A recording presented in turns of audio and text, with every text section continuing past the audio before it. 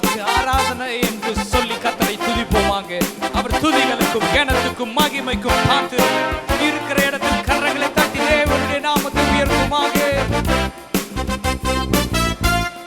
நித்தியரே ஆராதனை, சத்தியரே ஆராதனை, நித்தியரே ஆராதனை, சத்தியரே ஆராதனை, நித்தமும் காக்கும் தேவனே, சத்தியம் பேசும் ராஜனே, ஆராதனை ஆராதனை, நித்தமும் காக்கும் தேவனே, சத்தியம் பேசும் ராஜனே, ஆராதனை ஆராதனை,